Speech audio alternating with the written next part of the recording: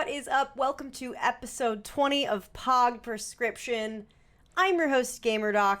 Episode 20, another milestone for us. We're one episode away from legally being able to drink in the United States. I'm really looking forward to that. And it's another great one because we have something that involves me coming a little bit full circle in esports. Our guest today is Danny Engels, the Director of Gaming Excellence at Evil Geniuses. I recently took a position with Evil Geniuses as their health and wellness and performance consultant, so having him on the show makes me feel all warm and fuzzy inside. So before we get to Danny, I want to talk about something that I actually learned today. So most of the stuff that we talk about on this show, you understand, right? You understand on some point. That's the thing about consultants. We're really good at making ourselves sound smart by putting names to things that everyone already kind of understands. By putting a name to it, we seem like the expert. Look out for that trick next time you talk to a consultant. I was watching a video about Michael Phelps today, and I was watching a replay of his 2008 Beijing Olympics 200-meter butterfly run. Go take a look at it. It's really interesting because it's Michael Phelps. He's in his prime. He's the most decorated Olympian of all time. He has more Olympic medals than, I believe, 181 countries. There's not that many countries, you guys. There's not that many countries.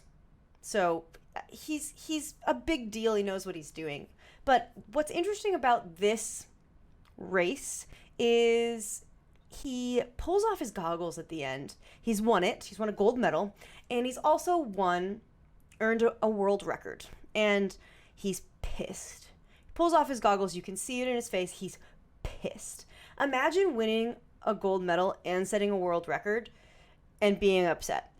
Now, the reason why he was upset was because he was having issues with his goggles. And his goggles filled up in this match, and he could not see for the last 75 meters, right? So only 125 meters he could see, 75 meters he couldn't see. You know what happens when I try and read a book and someone clicks a pen? Or I try and read a book and someone's chewing gum? I just completely break down, can't focus. Imagine having burning chlorinated water in your eyeballs as you're trying to do the butterfly. He set the world record like that, right? It's because he has resiliency. Another example of this was Tiger Woods. So Tiger Woods, if you watch the documentary about him, it's so good. But if you look at from when he's a very young age, when he's swinging, when he's putting, his dad's messing with him. His dad is jingling his keys in his pockets. He'd go golfing with his friends, and his dad would be talking during his backswing, and his buddies would look at his dad and be like, "What are you doing?" Like in golf, you're not supposed to talk during someone's backswing. It's very proper. We take ourselves very serious on the golf course. And he encouraged it. He's like, no. Tiger has to learn how to swing when people are messing with him.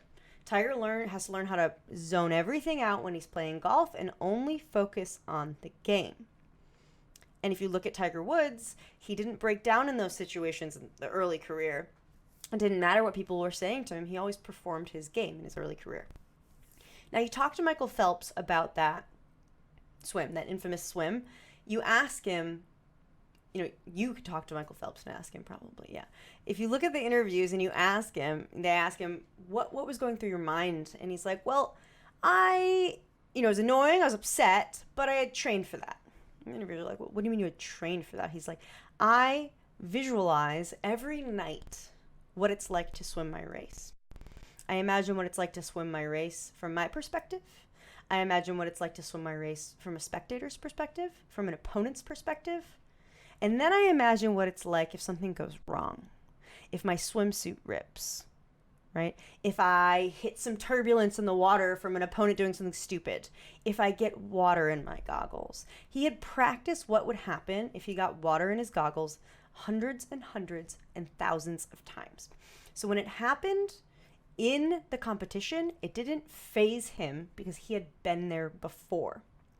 And that is where confidence comes from. Confidence comes from preparation. Confidence comes from practice, right? So there's another story, and I was in my Michael Phelps hole of research, and I came across an interview with his University of Michigan swim coach. And they're talking about practice and the importance of practice, and he was talking about how when he was at the Olympics, he was watching a figure skating finals, and there were two athletes who were, really the contenders for gold and silver. And the American team, the coach comes over to the girl as she's getting prepared and says, "You've practiced your whole life for this. Everything you've been doing has been leading up to this moment. We've been waiting 4 years for this moment. Now's your time to go out there and shine." And I'm sure that coach was trying to be very inspirational, but think about what that just did to that person. Oh my God, I've been spending my whole life for this moment right here that's coming up, and everything rides on this moment, and I need to perform the very, very best I can, or it's all for nothing. When you focus on outcomes, you lose confidence in the process, right? Because when you focus on outcomes, a lot of things that are outside of your variable, outside of your control, you can't address those. What happens if the judge doesn't like you? What happens if the judge read an article about you and is going to score you a little bit lower? What happens if your opponent just does better? The only things you can control are how well you prepared for a moment and how you perform in that moment. If you focus on the outcomes, you've already lost. And if you listen to high-performing athletes, high-performing coaches, they all say the same thing. Focus on the process, right? So then this guy's like, okay, and I watched the Russian athlete coach come over to his player and say, "Hey, make sure you keep your toes straight on that first jump." I don't know anything about figure skating, so keep your toes straight. Toe pick. I don't know anything about figure skating. Leave me alone. And he gives her that one technical thing to focus on, a thing that she's practiced thousands and thousands and thousands of times, and thus feels confident in executing. Keep my legs straight. All right. I'm going to think about that. I'm going to keep my legs straight. Here's how I do it. Here's what I do. Going into that competition, into that skate, that's what she's thinking about. She's not thinking about, holy crap, if I mess this up, everyone is going to be talking about it, right? You take an anxious athlete, you just made him more anxious. You take an anxious athlete, you just made them focus. That is the way we need to talk to each other. That is the way you need to talk to yourself. Focus on the process, not the outcomes. If you're going into a big business meeting, practice. Practice what you're going to say. Practice what people are going to say back to you and how you're going to respond. And when you go into that meeting, say, okay, I really need to focus on making eye contact and not using filler words like and because those make me sound stupid, right? Think about the things that you need to focus on and be confident in your preparation. Because if you're confident in your preparation, in your practice, no one can take that away from you. Nothing is going to change. It doesn't matter if you're playing me in League of Legends or Faker. The way you play shouldn't change. The way you play is going to be directly impacted by how good you are at the game based on how well you've practiced. And that is what we need to bring to gaming, right? Resiliency, practice, confidence in practice. And that's what I have for you for our lovely intro. But before we get to the Director of Gaming Excellence, let us talk about the POG RX. If you want the play of the game, what do you got to do? What do you got to do? Well, you got to practice. But here's one tip that will make you better at video gaming if you do it today. Here it is, your POG RX. Numbness, tingling, and hand pain got your gaming down? Check yourself for carpal tunnel syndrome with this simple, easy at-home test. Place the back of your wrists together and hold this position for 60 to 90 seconds. A positive test is pain, numbness, or tingling in these first 3 digits. It may go up the forearm as well. Another easy test is what's called Tinel's test. What you're going to do is you're going to find the spot between the 2 bones of your wrist. These should be really easy to feel, and in between there's a meatier portion that doesn't feel bony. What you're going to do is just lightly tap on that region. A positive test is numbness and tingling in the first 3 digits of the hand. So if that is the case, talk to your doctor about carpal tunnel syndrome. Fun fact, y'all, I actually have a big folder of PogRxs, so when I intro the videos, I don't know what the video is going to be until the editing phase. So that's why it's always kind of generic. And that is something that you learned on episode 20 that I will never mention again. All right, time to get to our guest. Our guest is Danny Engels. Danny is the Director of Gaming Excellence at Evil Geniuses. He previously served as the head of esports at G2. Ever heard of him? He also has a degree in applied mathematics and is a former professional level sim racer. Danny, welcome to the show. How are you doing today?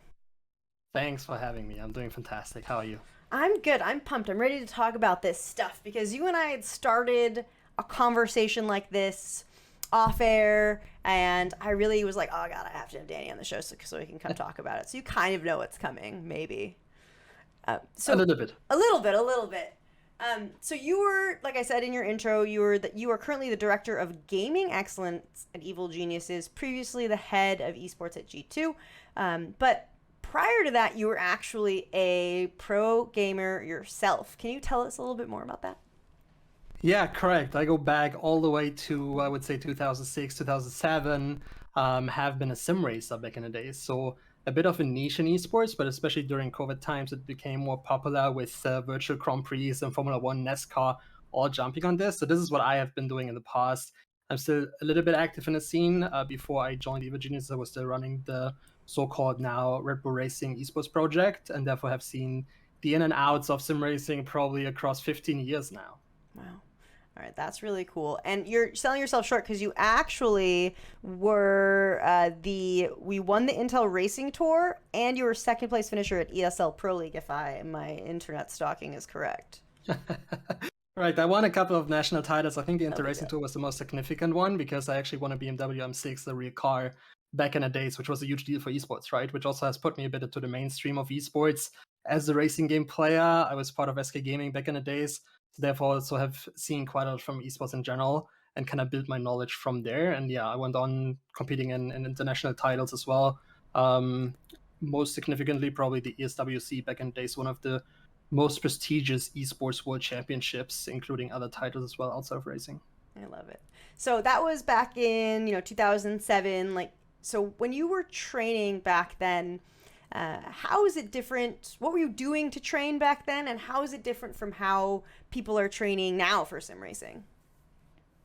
It's super different. Back in the days, obviously the games also weren't as realistic when you think about the simulation, right? So I typically found myself just screwing my wheel on my office desk, sitting in a normal chair, and then just taking it away, having some fun, and spending a lot of time to become good. So it was a lot of try and error, especially if you think about it. The games were somewhat realistic to the point where you had to set up your car with different options, and you just had to try a lot of things to really find out, okay, what works in a game and what doesn't work. So before tournaments, I remember back ESWC in particular, I probably spent like 11, 12 hours a day for like 2 weeks straight to figure out how to prepare for the cars and tracks that we were given to prepare on, right? So this was back in the days just a grind that you had to go through to be as good and as prepared as possible.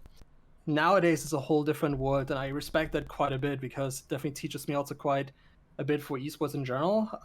I think sim racing has learned a lot from the traditional motorsports, and I currently see talents going as deep as looking into their telemetry, looking into game physics, because sometimes the real world is different than the in-game physics, and try to really analyze how you are fast or how to become fast in a more efficient way. And I think that's a natural process that esports goes through. Once you start to master a game, you need to squeeze out this one additional percent of efficiency to be at the very top.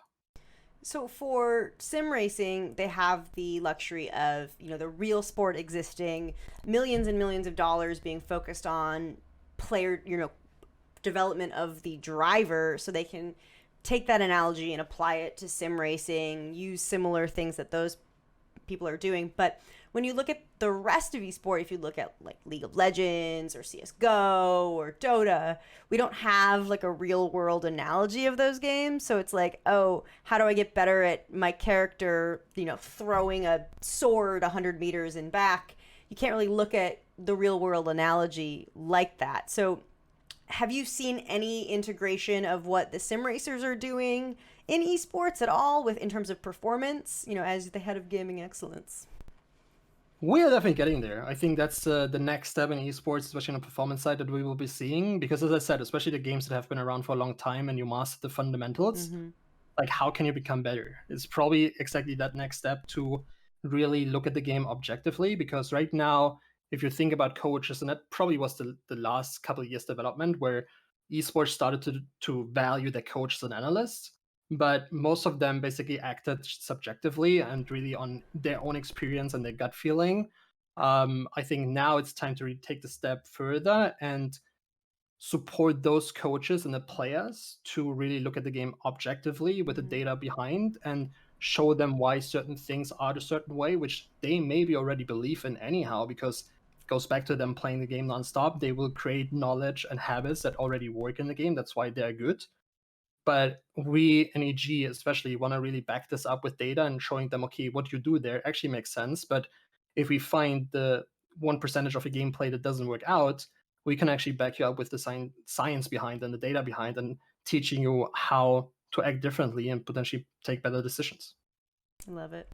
So you're talking about the role of the coach kind of evolving, going from someone and analyzing and giving recommendations subjectively versus objectively. You've seen a lot of coaches in your career. You've managed coaches. You've been under the sight of a coach. Who, in your mind, was one of the best coaches in esports, and why? You're putting me on the spot. That's a trick question. Um, there are multiple layers to this question because Mm-hmm. coaches can be so much different. Mm-hmm. I think I highly respect Grabs as a coach in League of Legends, because he has been put in a tough spot where he had a super team basically with players that probably understood the game better than he did, but his role was still impactful because someone still has to control this group of 5 intelligent players and really steer them into one direction, right? So Yeah. that's definitely a skill set that a coach has to have and also needs to have moving forward, even if we look deep into data, because sometimes you also have to trust your players over one thing or the other. It's not all about data. You have to take decisions holistically. And that's the type of coach that you then need that really can consolidate these great minds of players in your team. Yeah. I think process wise, mm, hmm, I really like Bulba. I need to work with him a bit more. I also like Peter Dunn in EG quite a lot. I think these are the types of coaches I'm looking forward to work with more and more because they are so logically driven and structured. And there's also where Valence from former Counter-Strike coach, now head of data science in EG, falls in as well because they all help us driving forward this innovation of not only being the coach that is a cheerleader behind the team, keeping the motivation up and steering conversation and helping subjectively. It's also this innovation of actually driving this objectively. And this is where we need Yeah. the input from the coaches and the help to develop this. And I think as esport develops and more support services get put into organizations, 10 years ago, the coach was the analyst and the assistant coach and the performance coach and sometimes the director of gaming. And now we're kind of specializing our roles a little bit more and we're seeing the role of the coach evolve. And I think that in esport has been overlooked by some teams and some organizations where they do need to be able to motivate and guide the team, right? Like you said, that the players might know the game better than the coach, but that's okay. If you look at the great coaches in traditional sports, they're the ones who can have people find their purpose and work together towards the same goal, but then also take feedback that is objective, scientifically driven from everyone around them and steer people in that direction as well. I feel like it's just such a fine little balance, but it's people like you who have a mathematics background and a personal background are able to kind of bring those fields together, I feel like. Yeah, we totally have to acknowledge the fact how much data we have to process in esports, right? It's then also tying me back to sim racing. Sim racing is pretty straightforward. You don't have these patches every 2 weeks or regularly that actually changes the game fundamentally. And that Yeah. allows you to look deeper into the deep end of the game, so to say, right? So that's definitely a challenge in itself. If the game refreshes every 2 weeks, the work you put in on the data side might be redundant at that point. But that's also then finding the right process. And as you said, I think coaches right now are heavily focused on a macro aspect of the game, trying to put the 5 players, if it's a 5 man or women roster, together into one direction. But I think we overlook the impact what it could have really working individually with the athletes as well, and spending time one on one, really focusing on developing the weaknesses of these pro athletes, because I still believe even the best of the best can still be improved at this point in time. And they just need to support from the outside. They can also only do so much, and we obviously appreciate or want to have them focus on the game as much as they can. So the more we can actually support them, the better the support staff will have an impact on the team. I love that thought. I read a quote today that just reminded me of, that said, "You're not doing worse because you're overtraining. You're doing worse because you're under recovering." And this player development aspect, these players getting better. We're training so much, right? Like back in the day, you were training 12, 13 hours a day. Some players still do that these days, and sometimes aren't focusing on recovery, and that gets in the way of their development, because if you go for a run, you have to wait for your muscles to recover. If you exercise your brain really aggressively, your brain needs time to recover. It needs time to clear out the waste products, bring in fresh glucose, fresh oxygen. So like having player development is just so complicated. It's so intricate and complicated. And like you said, one thing might make them 1%, 0.1% better, but that's what's going to put them ahead of their competition, right? Because everyone's so good at gaming right now. I absolutely agree. And I think of Counter-Strike immediately with a circuit where you travel 200 plus days a year. Yeah. You need to manage the energy.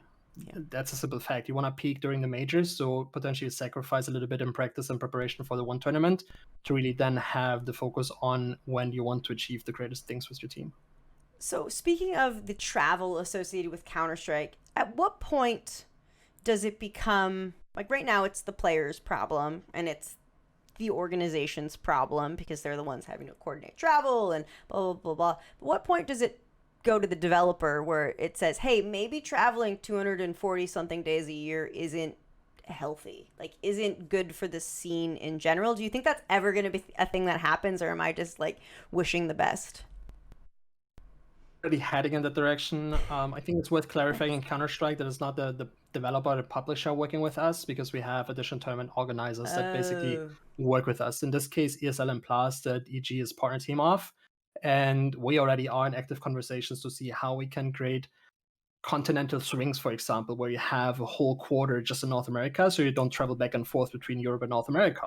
But you can imagine it's a challenge, because at the end of the day, ESL is trying to run a business, Blast is trying to run a business, they're competitors ultimately. But I still appreciate everyone's effort to make this a more holistic circuit and really get the most out of this, because we are only stronger the more we work together. Yeah. And we are still in the early stage of esports, right? If we want to grow this further, then we need to establish this foundation to make it even more successful. So yeah, it's going in the direction, but it will definitely take more time. And it goes back to also learning how teams then learn and work with it, right? Like everyone still is in the process of actually understanding how training that circuit is on a player, how we fight burnout, how we support players mentally and on the development side, how we also allow ourselves to develop talents in such an environment, because you can't simply slot them into tier one scene.